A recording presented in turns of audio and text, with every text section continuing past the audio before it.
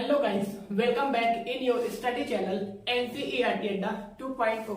Guys, आज के lecture में हम देखेंगे विभाज्यता का नियम। आज हम विभाज्यता का नियम देखेंगे, रूल्स देखेंगे, किसी नंबर को हम किस तरह से डिवाइड करते हैं। अब हम देखते हैं 6 का नियम। 6 का नियम क्या कहता है? तो 6 का नियम क्या कहता है?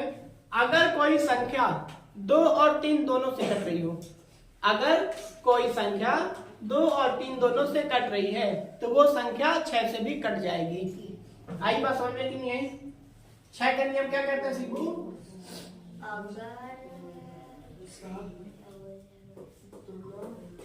छह का नियम क्या कहता है? अगर दी गई संख्या 6 से दूरी है, अगर दी गई संख्या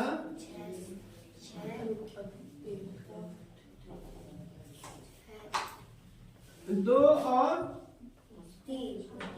3 से, अगर दी गई संख्या 2 और 3 से पूरी तरह कटता हो,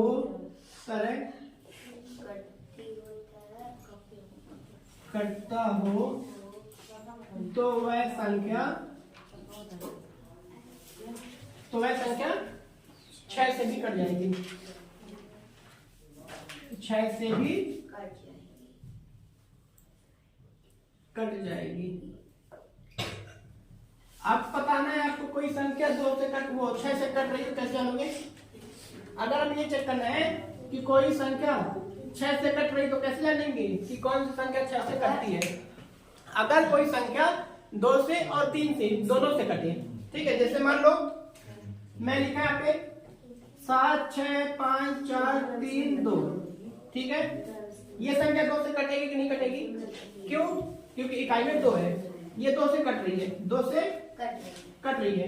3 से चेक करो, 7 6 13 5 18 4 22 3 25 25 2 27 27 कितना है? 27 27 3 के पढ़ने में आता है कि नहीं आता? आता है। मतलब ये 27 3 से भी कट रही है। इसका मतलब कि ये संख्या 2 से भी कट रही है और 3 से भी कट रही है, और ऐसी संख्या जो 2 से भी कट जाए और 3 से भी कट जाए वो संख्या 6 से भी कट जाएगी। आई बात की नहीं? सोचे आया? अब मान लो मैं यहाँ पे लिख देता 7 6 5 4 3 2 1, ठीक है। अब या फिर कर देता एक को यहाँ पे ना करके, वही कितना बोलता है, वही आ गया। मान लो मैं 7 को हटा दिया, 7 को हटा दिया, ठीक है, ये संख्या लिखी है।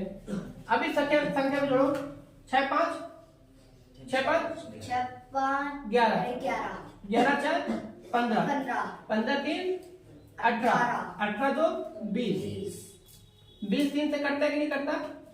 3 पढ़ा था 20 नहीं आता, 3 से 21 है ना, 3 पढ़े 20 नहीं आता। इसका मतलब ये 3 से नहीं कट रहा, 2 से कट रहा है, 2 से कट रहा है लेकिन 3 से नहीं कट रहा। और जो संख्या किसी एक से कटे, या तो 2 से कट रही है 3 से नहीं कट रही, या फिर 3 से कटे तो 2 से ना कटे, तो वो संख्या 6 से कभी नहीं कटेगी।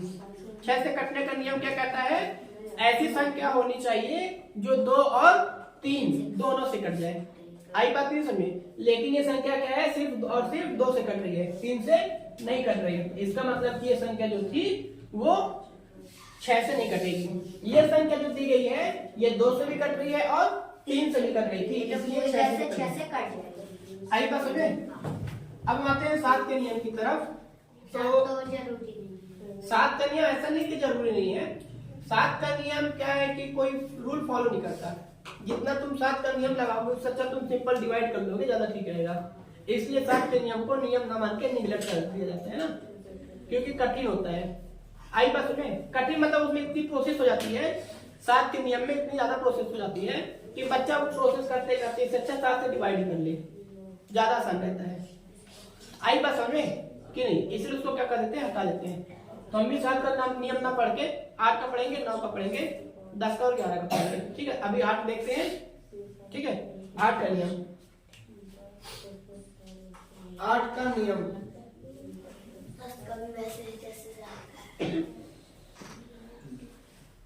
अब 7 का नियम मैं ही निकालूंगा कोई सरल सा। 8 का नियम, ठीक है। 8 का नियम क्या होता है? जैसे 4 का नियम आपने पढ़ा था। 4 के नियम में आपने क्या पढ़ा कि अगर दी गई संख्या के आखिरी 2 अंक 4 से कट रहे हैं तो पूरी की पूरी संख्या 4 से कट जाएगी। 4 के नियम में आपने ये पढ़ा। 8 का नियम क्या कहता है, अगर दी गई संख्या के आखिरी के 3 अंक, आखिरी का 3 अंक अगर 8 से कट रहा है तो पूरी की पूरी संख्या 8 से कट जाएगी। आई बात की नहीं समझ में आ गई ना। अगर दी गई संख्या के आखिरी का 3 अंक, दी गई संख्या के आखिरी का 3 अंक अगर 8 से कट रहा है तो पूरी की पूरी संख्या 8 से कट जाएगी। इतनी बात आई समझ में। क्या लिखोगे, अगर आखिरी की तीन संख्या दी गई संख्या के 3 अंक, आखिरी का 3 अंक 8 से कट रहा है, आखिरी का 3 अंक 8 से कट रहा है, 8 से विभाजित हो, वह